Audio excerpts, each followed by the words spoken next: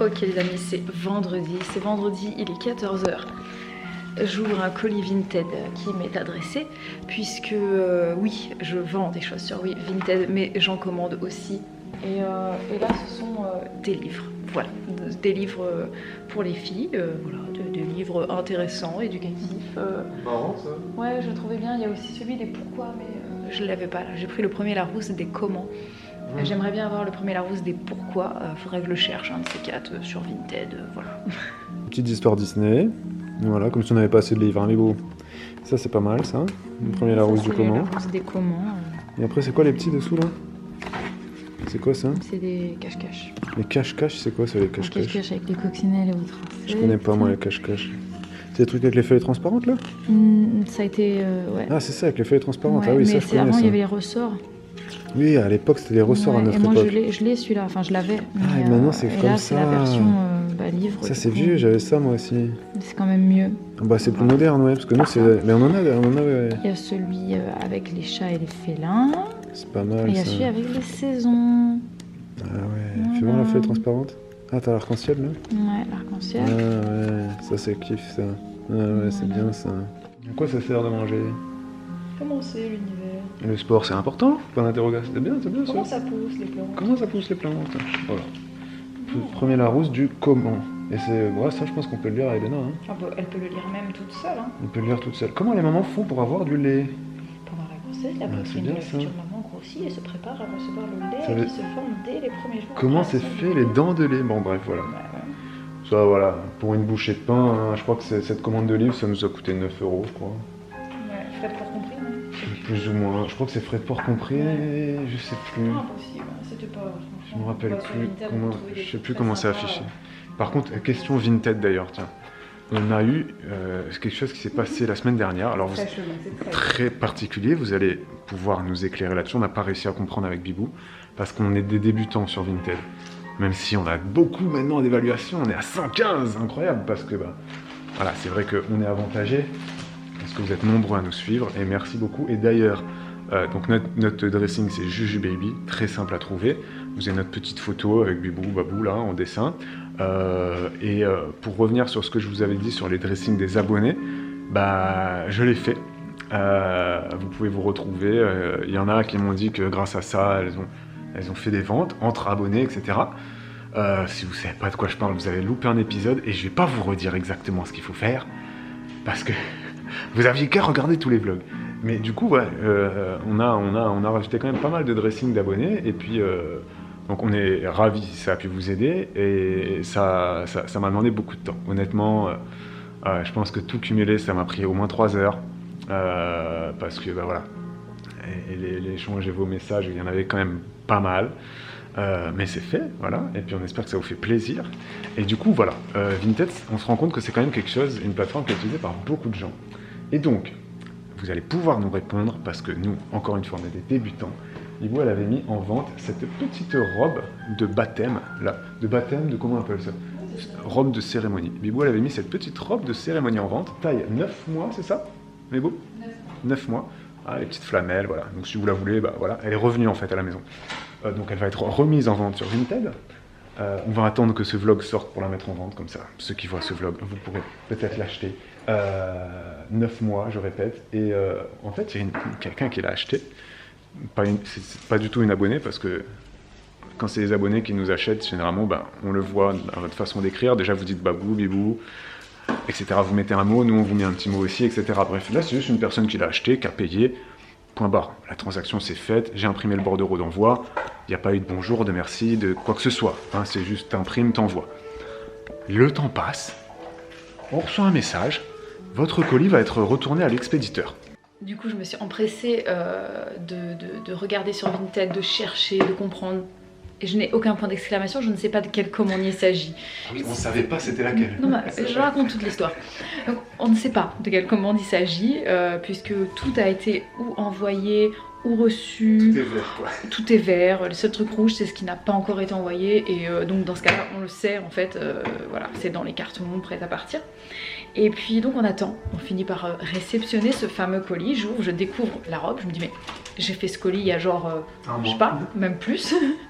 Ça fait super longtemps que j'ai envoyé ça, je veux dire si la personne n'avait pas reçu, j'aurais reçu un message entre temps, enfin je me serais inquiétée hein, moi en tant qu'acheteur. Donc du coup je suis partie fouiller, je cherche les points d'exclamation rouge, je n'en trouve pas, il y a un problème, du coup je cherche vraiment article par article et je finis par retrouver la robe. Il y avait une petite encoche verte, je clique dessus, article expédié, livré, réceptionné, commande validée. Voilà. Et commande est payée, c'est-à-dire qu'on a eu l'argent. Oui, c'est ça, validé, commande validée, on a eu l'évaluation aussi. On a même eu l'évaluation automatique, c'est-à-dire que le truc est incompréhensible. Donc est-ce que ça vous est déjà arrivé? Comment est-ce que Vinted peut retourner à la personne? Comment ils peuvent mettre une évaluation automatique et la personne, où est-elle? La personne, où est-elle? Elle n'est jamais revenue nous envoyer un message, donc je ne sais pas. Et dans la conversation, il n'y a jamais eu écrit « Attention, parce que quand tu es vendeur et que tu n'envoies pas, tu te reçois un message. Tous les 2 jours, tu as un Vinted qui t'envoie des trucs rouges en te disant « N'oubliez pas d'envoyer votre colis, n'oubliez pas d'envoyer votre colis ». Là, l'acheteur, il avait un délai pour réceptionner son truc. Bah, on aurait dû recevoir dans la conversation « Attention, acheteur, va chercher ton truc ». Rien. C'est un mystère, ça demeurera un mystère. Non voilà. Mais donnez-nous l'explication. Voilà, peut-être qu'il y a Monsieur Vinted qui nous regarde, spécialiste. Eh ben dites-nous. Explique-nous, franchement. On arrive sur l'heure du goûter, doucement. Noémie vient de se réveiller de sa sieste. Toujours petit après-midi calme ici, hein, avec des petites musiques piano. On met toujours la même playlist sur Amazon Music. Piano et relaxation. Elle est très très bien, très douce. Voilà. Je bosse sur l'ordi et Bibou, elle était en train de travailler, elle, sur un petit peu sur pareil, de la paperasse, page emploi, etc. Tant que ça se mette en place, ensuite il y a beaucoup moins d'administratif à faire. Quand tu es assistante maternelle, c'est au début, c'est toujours un peu relou. Mais après, quand c'est lancé, c'est lancé. Hein. Surtout quand tu passes par Top Asmat, tu n'as quasiment rien à faire. Tu pointes et puis ça se fait tout seul. Elle était aussi en train de préparer ses menus de la semaine, voilà, la semaine prochaine, pour le batch cooking. Et moi, j'étais en train de noter les questions du jour. Bonjour. Les questions du jour. Bonjour. Voilà, et il y en a pas mal, des questions du jour, du coup. Bonjour. Pour Bibou, parce qu'on vous a dit, posez vos questions à Bibou si vous en avez. Donc, c'est parti. On va continuer à en faire. On espère que vous aimez bien qu'on fasse les questions du jour parce que ça permet de varier les sujets. Alors, on parle de tout et de tout. Hein. Donc évidemment, il y en a beaucoup autour du métier d'assistante maternelle, mais pas que. Et donc là, je vais en prendre une très rigolote, une question de KGY qui te demande, Bibou, est-ce que tu entends? Oui. Concernant la culture des concombres, j'en fais chez moi. Le goût n'a rien à voir avec le concombre de grande surface. Mon concombre est amer. Burke, qu'est-ce que tu en penses? Concombre amer, elle n'arrive pas, KGY, à faire pousser des bons concombres. Les concombres, alors sachez qu'il m'est arrivé d'avoir des concombres amers l'année dernière, mais c'était pas parce que c'était des concombres amers, c'est parce que c'était des cornichons. Alors je sais pas si c'est ton cas, je ne dis pas que tu ne sais pas lire les étiquettes, mais en tout cas chez moi ce qui s'est passé c'est que j'ai très mal étiqueté mes plants. Et donc j'ai fait des semis de cornichons et des semis de concombres. Bien évidemment, pourquoi les noter, hein, voilà. Donc j'avais mes godets et puis je ne savais plus qui était qui. À un moment donné je me suis dit ça je crois que c'est la barquette des cornichons, ça c'est les concombres. En fait j'ai tout mélangé. Et le problème c'est qu'un cornichon qui grossit ressemble beaucoup à un petit concombre. Donc il y a des concombres que je sortais en salade et qu'en fait c'était des cornichons, donc c'était extrêmement amer effectivement. Les concombres qui étaient des concombres, eux par contre ils étaient délicieux, ils étaient vraiment meilleurs que ceux du supermarché, beaucoup plus charnus, il y avait beaucoup moins de pépins, c'était vraiment des trucs à bon calibre quoi, donc j'étais très très contente. Donc je ne sais pas quelle astuce te donner de plus par rapport à ça, si ce n'est que voilà, vérifie bien tes étiquettes. Si jamais tu trouves toujours que c'est amer, tu peux essayer. Moi c'est ce que je faisais avec les gros cornichons, on les mangeait aussi en salade. Tu coupes des rondelles, tu mets du sel et tu laisses dégorger, ça va rendre de l'eau, ensuite tu les rinces et puis après tu les mets dans les salades et ça enlève l'amertume. il n'y a pas une histoire de, comme les radis, de trop d'eau, pas assez d'eau, de tu sais. C'est une très bonne question. Est-ce qu'il y a des spécialistes? Mais moi je suis pas spécialiste de ça. Je sais que les radis, quand tu les arroses pas assez ou qu'ils prennent trop le soleil direct, ils deviennent très très piquants. Alors que si au contraire ils ont beaucoup d'eau, qu'ils sont dans une situation semi-ombragée, ben, ils seront beaucoup moins piquants. Les cornichons, j'en sais rien. Tout ce que je peux vous dire c'est que moi je n'ai pas arrosé le jardin de l'année dernière. Et pourtant mes concombres ils n'étaient pas amers. Enfin les concombres, pas les cornichons. Hein. Donc ce que je vais vous dire là n'a rien à voir avec la question du jour. Rien à voir, mais j'étais en train de me faire la remarque parce que là j'étais en train de ranger les jouets et en fait ça va se faire. Là je vais accueillir un petit garçon à partir de lundi prochain et je m'étais fait la réflexion qu'en fait j'ai que des jeux très genré féminin, voilà. Entre guillemets, c'est pour ça que je dis c'est genré féminin. Et voilà, j'ai beaucoup de petites poupées, des choses que voilà, généralement c'est plutôt les petites filles qui vont jouer avec ça. Je dis pas que aucun garçon ne joue à la poupée, qu'aucune fille ne joue aux petites voitures. Il se trouve que moi, mes filles ne s'intéressent pas du tout aux voitures. J'en ai une petite, elles s'en fichent complet. Des petits trains, j'ai 2 petits trains, voilà, ça ne les intéresse pas. Et en fait, je ne sais pas du tout c'est quoi les jeux auxquels les garçons jouent davantage. Tout ce que j'ai remarqué, c'est que clairement ils intéressent. Enfin là, il y a des tendances comme ça de sexuées. On n'y peut rien. Hein, c'est comme ça. Donc je voulais faire appel à vous. Si jamais vous avez des petits garçons. Ou que vous avez eu des petits garçons et que vous avez des jouets qui leur plaisaient, qui les intéressaient et que vous n'avez plus besoin, que vous cherchez à les jeter, vous en débarrasser, voilà, si vous avez envie, n'hésitez pas à nous les faire parvenir. Écoutez, ils auront une deuxième vie chez nous et j'en serai très contente et ça me donnera des idées pour voilà, des trucs qui pourront plaire aux petits garçons. Je vous avoue que je suis assez... Je suis pas déstabilisée à l'idée d'avoir un petit garçon, mais je me rends compte qu'en fait, j'ai aucune idée des centres d'intérêt des enfants, garçons, de façon générale. Je sais pas comment expliquer ça, mais il y a beaucoup de gens qui vont me dire mais tu sais, les enfants ça joue avec ce qu'ils ont, etc. Mais voilà, selon les parents que tu as en face, je suis pas sûre que, moi en tout cas les parents du petit garçon que je vais accueillir, je pense qu'ils seraient pas très contents de voir que je donne des Barbies à leur petit garçon comme jeu quotidien, quoi, voilà. Notre adresse postale, vous l'avez en barre d'infos sous tous les vlogs, c'est l'adresse professionnelle, c'est pas l'adresse perso.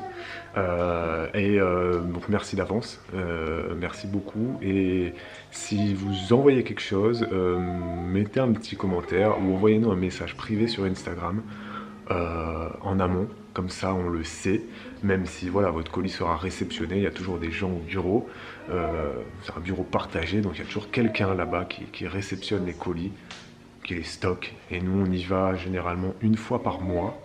Donc voilà, tenez-nous au courant dès qu'il y a quelque chose qui est envoyé. Je vous dis ça parce que je me rappelle d'une abonnée qui nous avait envoyé une fois pour Noël des petits chocolats, tu te reconnaîtras. Et on avait pris du temps à aller chercher son colis, c'est vrai. Et du coup elle nous avait dit bon, jetez les chocolats parce que à mon avis au bout de 3 semaines, je suis pas persuadé que ça soit encore comestible. Bon alors, d'ailleurs, sache-le, on les a mangés, on n'est pas morts, ils étaient très bons d'ailleurs. Chocolat qu'elle avait fait elle-même, c'est passionné de chocolat, pâtisserie et tout ça. Mais voilà, c'est vrai que tout ce qui est alimentaire, évitez. Parce qu'on ne va qu'une fois par mois au bureau. Petit stock de boîtes en plastique qui va partir à la poubelle. Voilà, on arrête les plastiques. Hop, pardon madame. Oh, excusez-moi, ok, excusez-moi. Ah oui, pardon, j'ai raté. Voilà, bah oui, bah là je voulais vous voir ça avec mon pied, magnifique, tu vois. Et on part sur un stock de boîtes en verre. Avec couvercle en plastique ou couvercle en bambou. Voilà. Un grand pas pour l'homme, un petit pas pour l'humanité. Voilà, donc on jette. Dites-nous en commentaire combien vous avez de boîtes de conservation chez vous en plastique. Donc là, nous on en a 1, 2, 3, 4, 5, 6, 7, 8, 9, 10, 11, 12. 12 qui vont partir à la poubelle. Voilà, il y en a peut-être certaines que vous va garder pour faire des genres de...